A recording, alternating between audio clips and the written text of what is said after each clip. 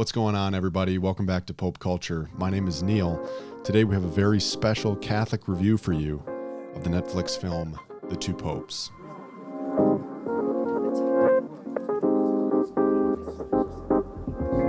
So The Two Popes is an interesting film that was debuted, I think, only on Netflix. I could be wrong. They might have had it in theaters, but for sure it came out actually a while ago on Netflix, and only just a couple of weeks ago I finally got around to watching it.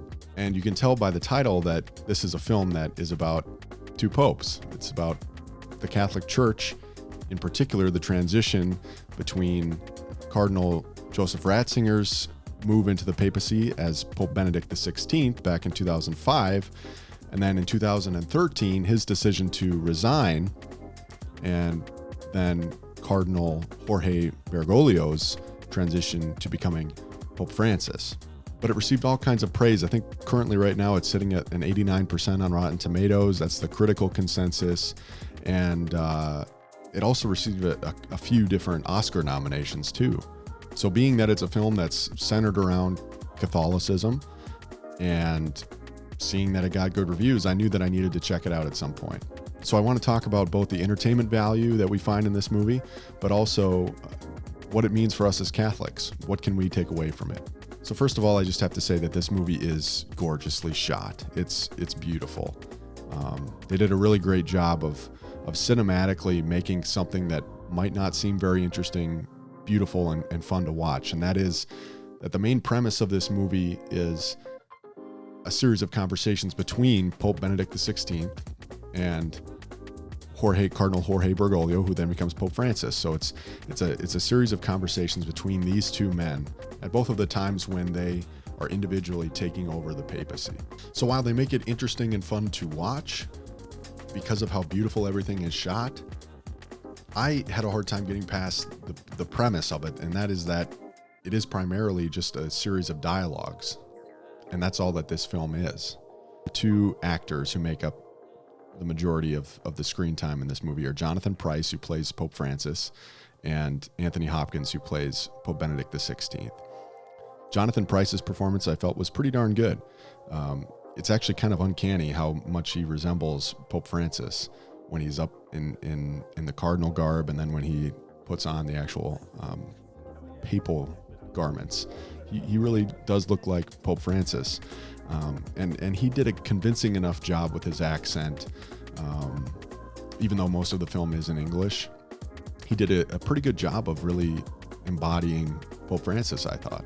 And then you get to Sir Anthony Hopkins, who maybe it's just because I enjoyed so many of his other films, Silence of the Lambs, and I just really felt like, and I was surprised. I mean, he got an Oscar nomination for this movie, but I was just really surprised because they really didn't put a lot of effort into making him look any more like Pope Benedict than, I mean, he sort of resembles him, I guess, in that he's old, but like, I felt like that was about the only resemblance. And then on top of that, there really wasn't a lot of effort, I felt like, on Anthony Hopkins' part to embody Pope Benedict and his accent. Pope Benedict is German, but I really didn't hear very many instances of Anthony Hopkins trying to cover up the fact that he's British and trying to put on a German accent. It was like it was non-existent. I think the one time I heard it was just when he said "Nein," and that, me doing that right there as my stupid German impression was about as good as Anthony Hopkins's.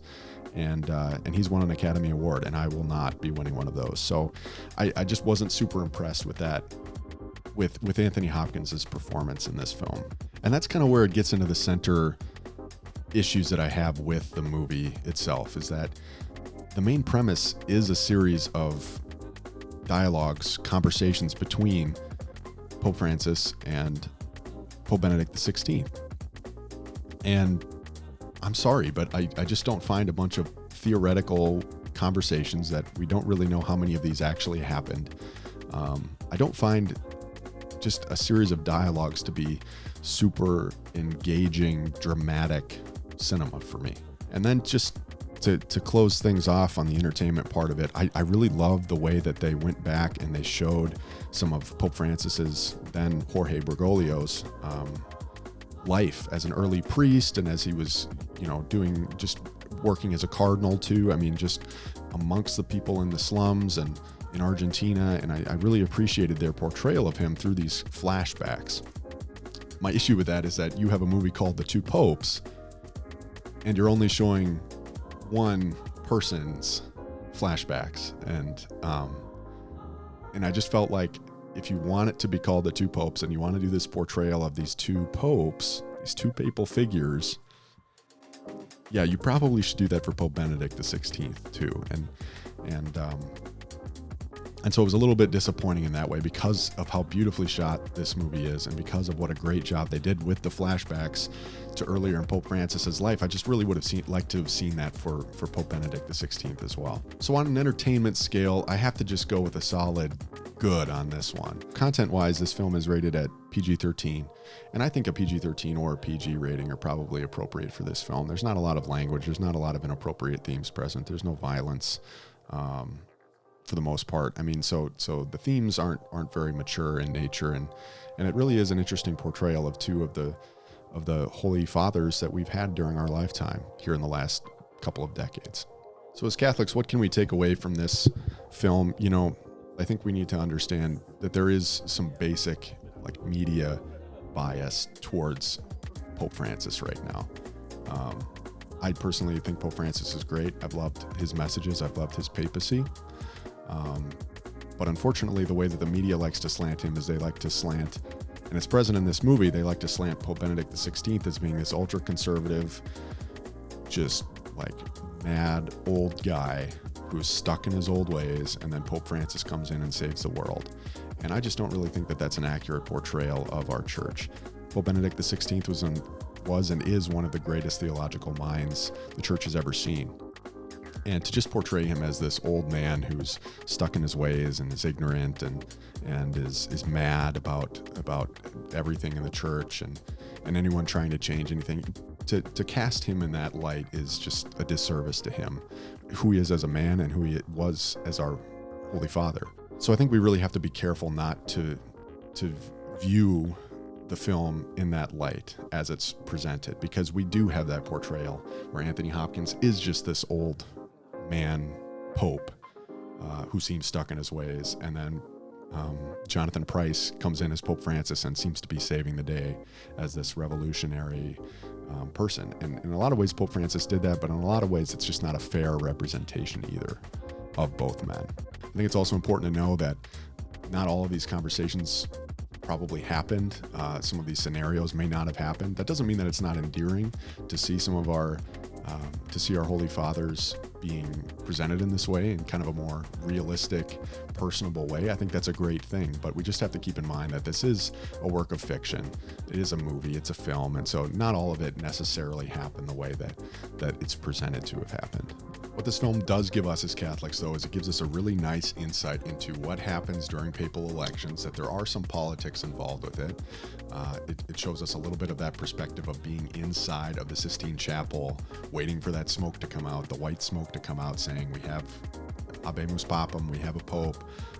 So it is kind of exciting in that way, and it's cool to see these things represented in a realistic, entertaining but real way. And I think the biggest thing that we can get from this plays right off of that theme of realness. We need to see that these guys who become pope, who even are priests, who become bishops, who become cardinals, who become pope, these are real men too. And they have flaws. We all have flaws. You go back to the original disciples and they all had flaws. Okay.